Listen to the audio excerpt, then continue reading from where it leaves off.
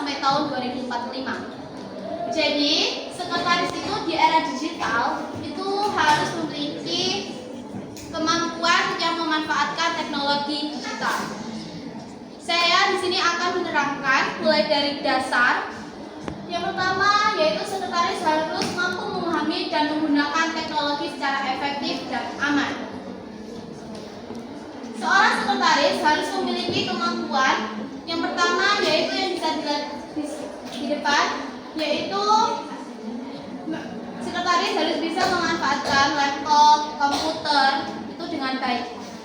Dan yang kedua yaitu harus bisa menggunakan penyimpanan secara online seperti Google Drive, OneDrive, dan lainnya. Yang ketiga yaitu harus bisa memprivasi data perusahaan dengan baik, tidak boleh disebar kemana-mana secara ilegal. Next, materi selanjutnya yaitu penguasaan aplikasi perkantoran. Jadi di sini seorang sekretaris itu harus bisa menguasai semua aplikasi perkantoran, mulai dari online sampai dengan yang offline. Yang pertama yaitu pasti kalian tahu sudah pernah memakainya setiap hari, yaitu Microsoft Word, Google Drive, Microsoft Excel, Google Slide, Microsoft PowerPoint, dan Google Slide. Dan mungkin ada yang lain. Ada yang tahu fungsi dari Microsoft Word? Tidak. Baik, kalau ada yang tahu saya akan jelaskan. Jadi Microsoft Word itu memiliki fungsi yang paling sangat utama, yaitu yang pertama bisa membuat surat resmi,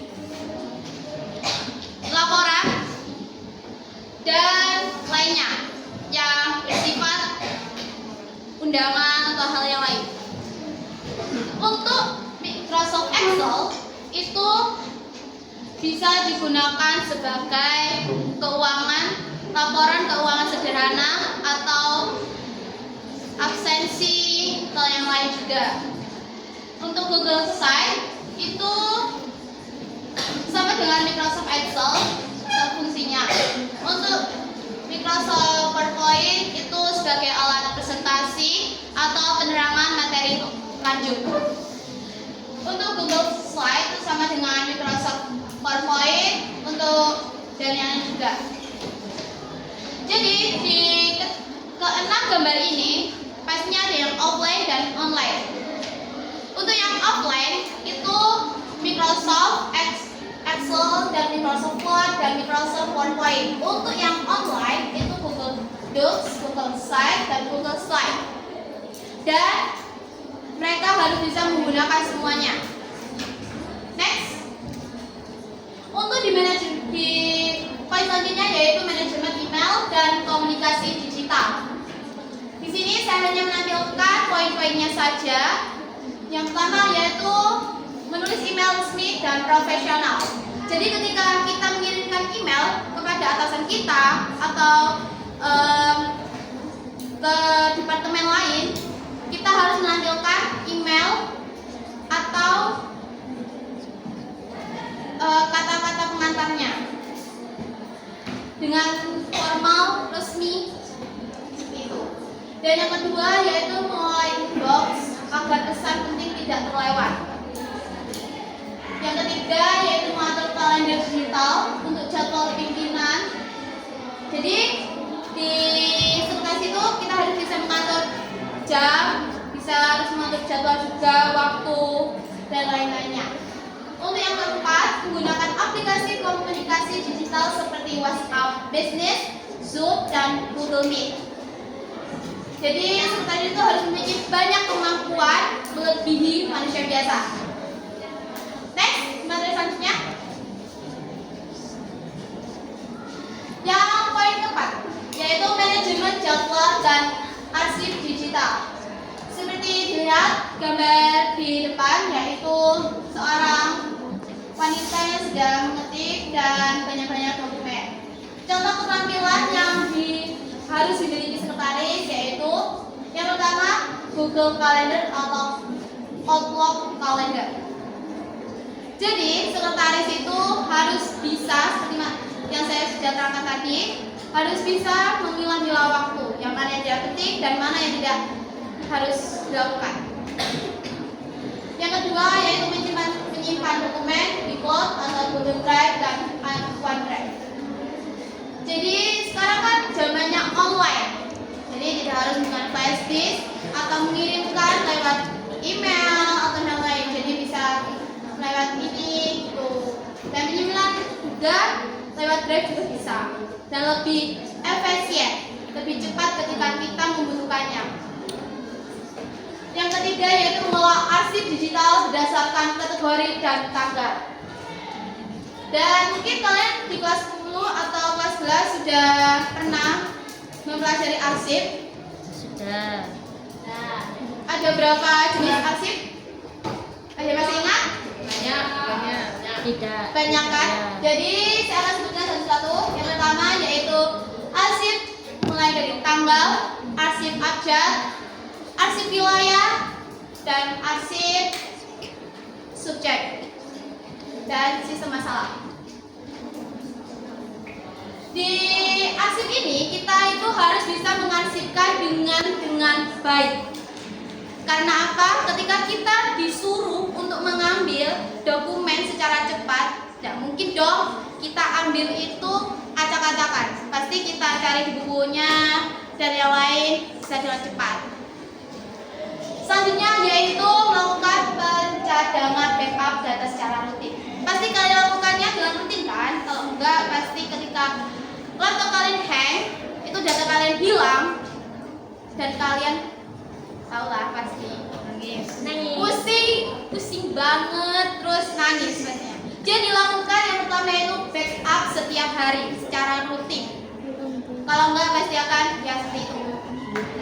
Oke, selanjutnya yang kelima yaitu keterampilan rapat digital. Rapat tidak hanya dilakukan secara tatap muka, tapi juga secara online atau hybrid. Ada yang tahu hybrid itu apa? Tidak. Jadi hybrid itu secara online. Dasarnya saja. Hybrid itu ya secara online. Kemampuannya yaitu menyimpan link rapat online. Jadi biar linknya tidak kadar, itu kalian kasih waktu, terus kalian siapkan tanggalnya dan waktunya kapan dibuat dan kapan akan digunakan.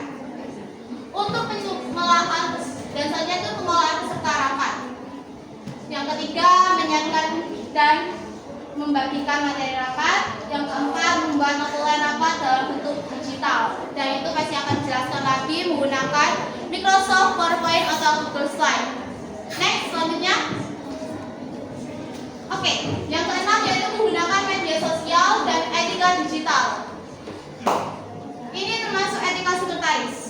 Jadi, yang pertama yaitu etika berkomunikasi di dunia digital.